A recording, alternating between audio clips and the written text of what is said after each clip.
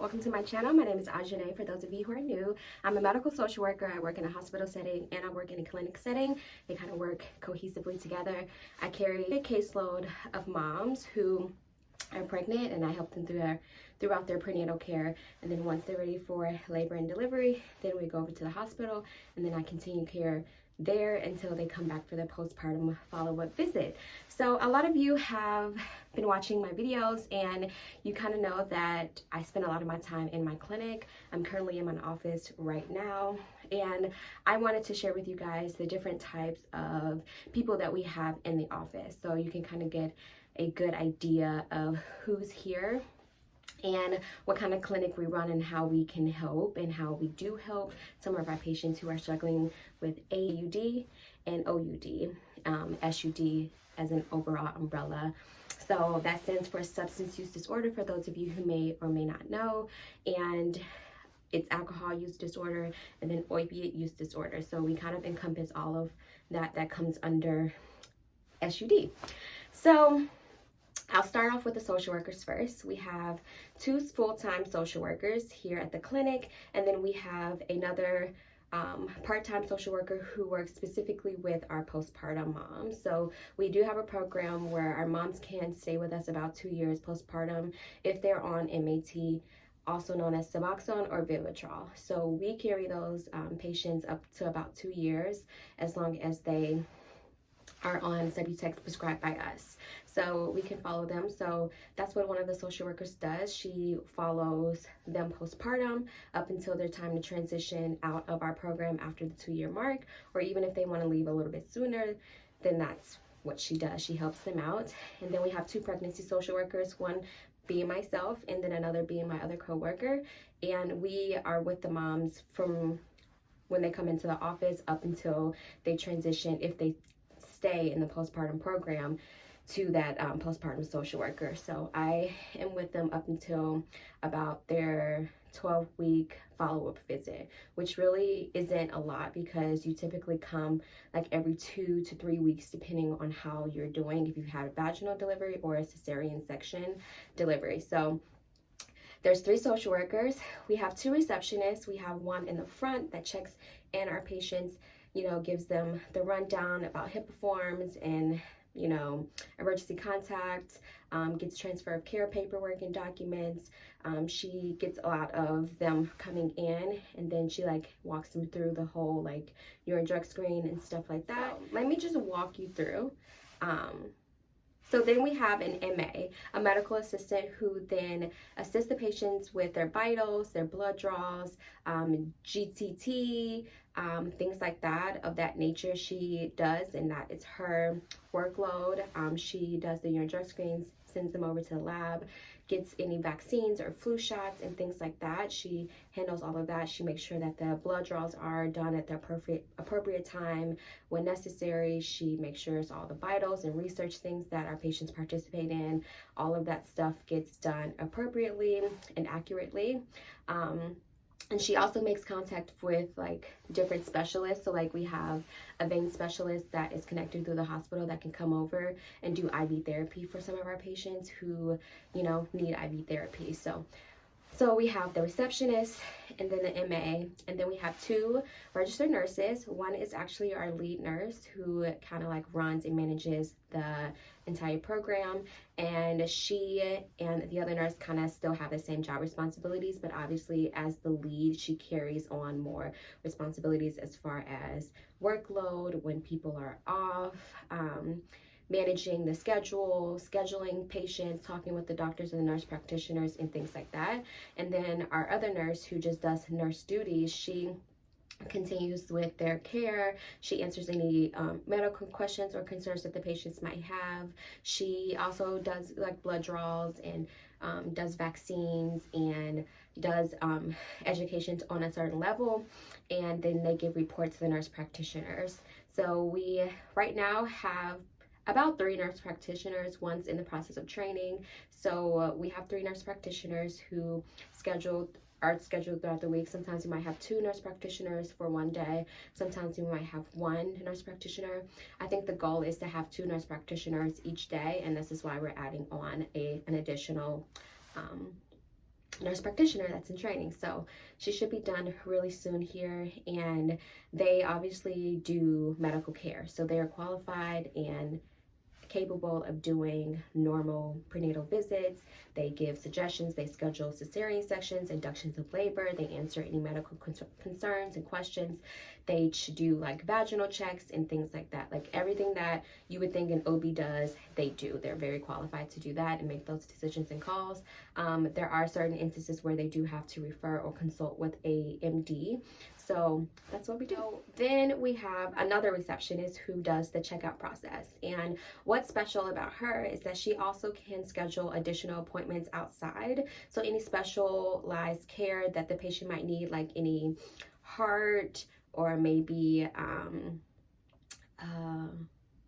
podiatry, it can be for like stomach issues, it can be for eye doctor. Like she just does additional outside care, external care, and she kind of like schedules that, meets with, not like, she has a close connection with resources in the community where we can refer our patients to different other doctors, outside sources for those specialized needs. So she checks them out, she makes sure that they have any additional, psychiatry or PCP appointments, which is primary care appointments and things like that. So she does a really big job with that aspect because a lot of our patients have other health concerns and needs, and if our nurse practitioner or our MD makes a referral, she definitely does help with that.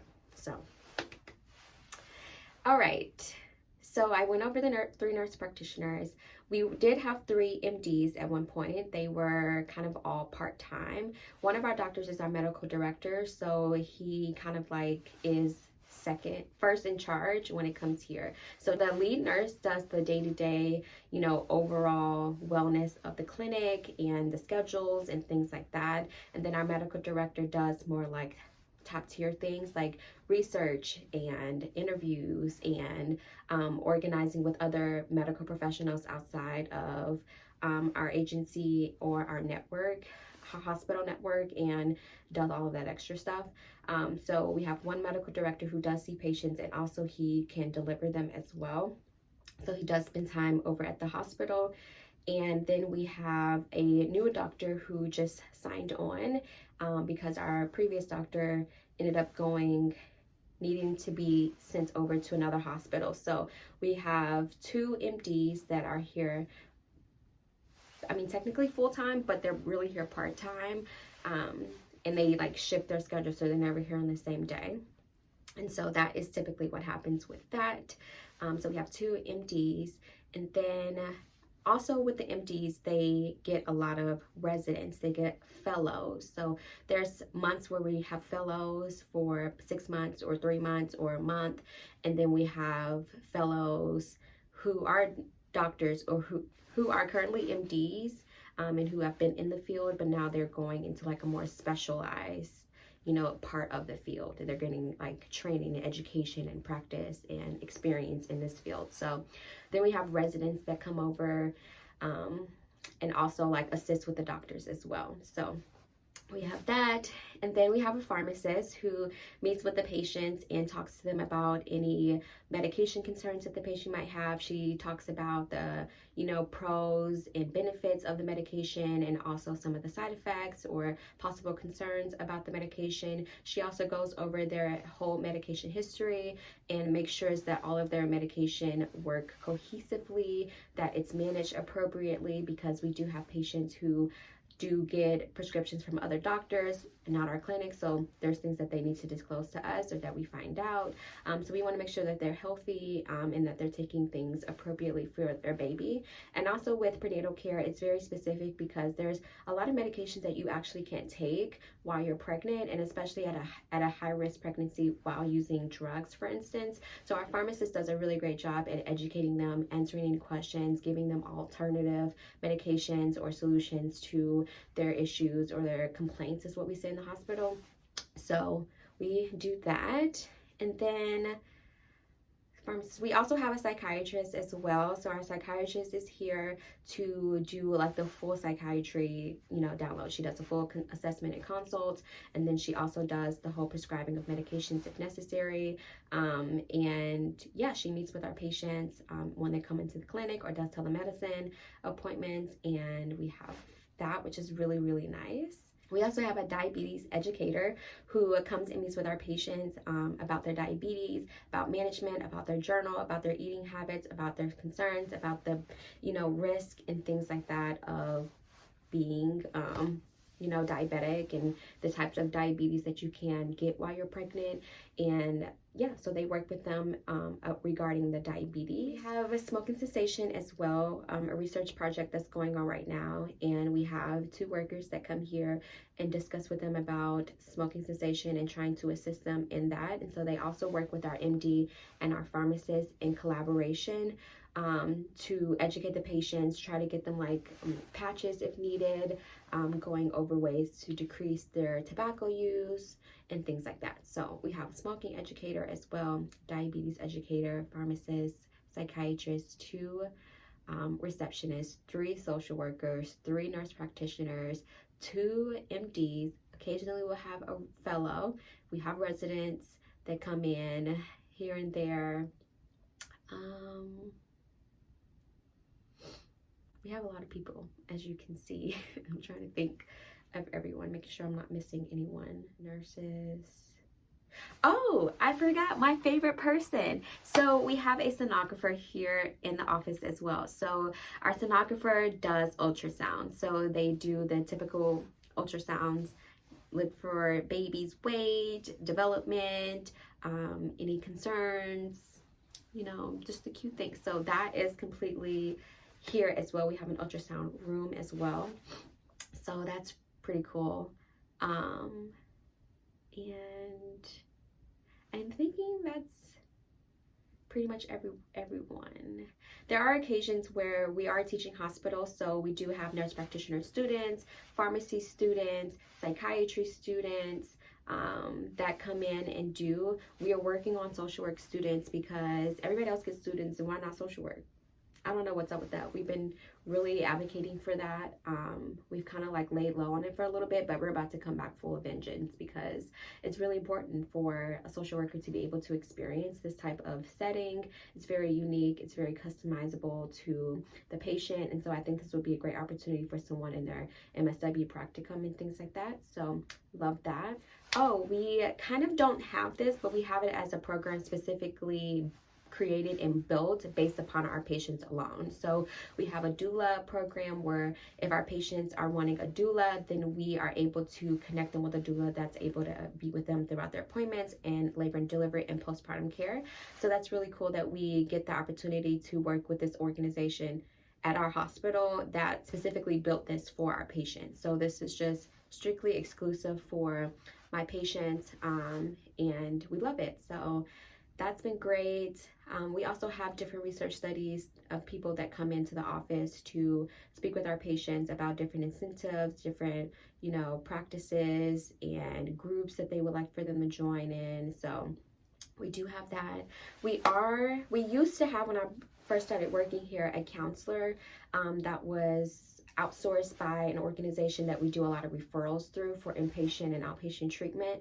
And so we had a contract with them, and they had a counselor here with us, and they were able to counsel our patients and give them therapy. And so there has been a huge gap in service because there's been a lot of turnover with that organization. And so there was never a good continuing care of counselors. One patient experienced 4 different counselors, and that's not good care. And so we kind of just put a pause on it until they were able to figure it out. So right now we are in the process of finalizing everything, and so we should have a counselor back in the office. So that's going to be really great to have psychiatry and counseling and LCSWs and an LMSW here to continue to help and support the patients. And then, like I said, we have our MDs, we have our nurse practitioners, we have our nurses, we have our sonographer, we have 2 receptionists that do an amazing job and do things that I wouldn't know how to do, like The first receptionist that I talked about, she also like does a lot of Medicaid and helping them sign up for Medicaid and things like that. We have a Medicaid specialist that works with our patients specifically.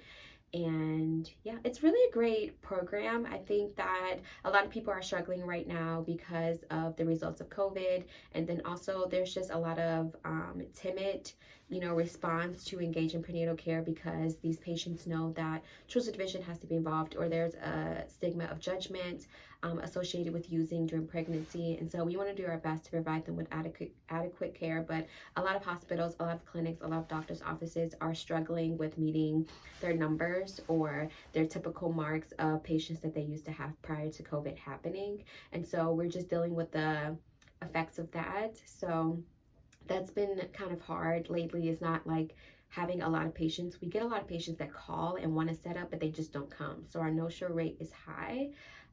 But that's just with everybody, it's just everybody's struggling with low numbers across the nation. So that's our clinic. That's who's involved in our clinic. If you would like me to go more in depth on different job responsibilities or my job responsibilities and things that I assist with and help out with, I would be happy to do that for you guys. But I just wanted to give you an insight of who's here, who's helping run this clinic, who our patients see, what kind of services that we offer in our specific clinic, which is very unique because my doctor's office doesn't have a psychiatrist in the house that if I was like, I need to talk to somebody, they're like, okay, let's get you an appointment right now, or let's get her to talk to you before you leave. So we take pride in that.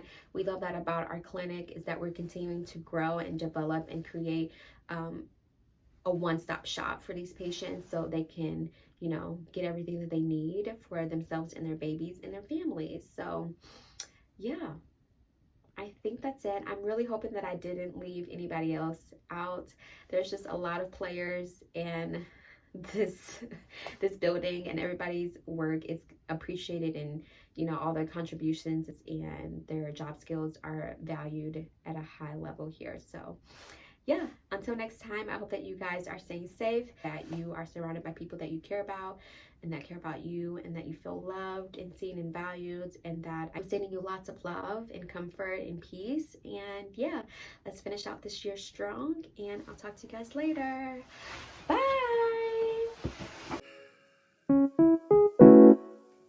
Fuck.